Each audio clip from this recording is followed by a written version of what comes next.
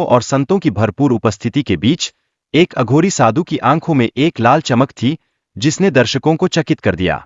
उनकी गेस में एक अजीब सी गहराई थी, मानो वह इस संसार के अंधेरों को भेदने की क्षमता रचते हों।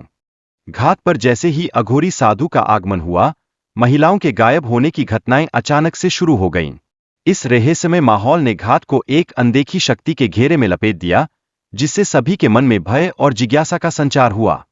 गीता नाम की एक महिला साधु अपने पवित्र धर्म में डूबी हुई के पास गई, लेकिन उसकी गायब होने की घटना ने उसके परिवार के लिए एक अंधकार भरा तूफान ला दिया, जबकि पुलिस ने इसे सामान्य घटना मानकर आराम से टाल दिया। यह परिवार की बेबसी और अपमान का समय था।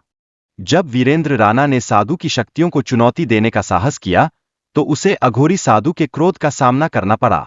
साधु की एक क्रिया ने घाट पर उत्पात मचा दिया, जिससे सभी उपस्थित लोग हताश और भयभीत हो गए। महिलाओं का एक लंबा कतार में गंगा की ओर बढ़ना एक अदृश्य शक्ति के नियंत्रण का संकेत था। इस दृश्य ने सभी लोगों के दिलों में एक अजीब सी थरथराहट पैदा कर दी, जैसे कोई पुरानी दास्तान फिर से जीवित हो रही हो।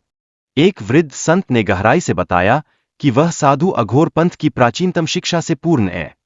उसकी साधना ने उसे जल और धरती पर शासन करने की अद्वितीय शक्ति प्रदान की है, जो उसे सामान्य मनुष्य से कहीं ऊंचा उठाती है। साधु की शक्तियों में प्राकृतिक तत्वों पर नियंत्रण शामिल है।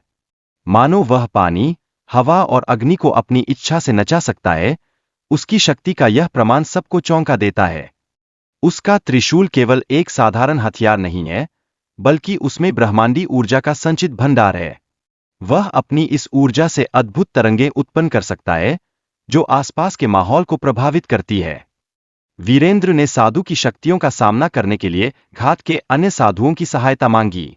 सभी ने मिलकर सामूहिक रूप से हवन करने का निर्णय लिया, जो एक सशक्त प्रतीक बन गया। एकता में शक्ति है, यही मंत्र उन सबके मन में गूंज रहा था। वीरेंद्र ने साधु के घेरे को तोड़ने का प्रयास किया, लेकिन इसके लिए उसे गंगा के पवित्र जल की आवश्यकता थी।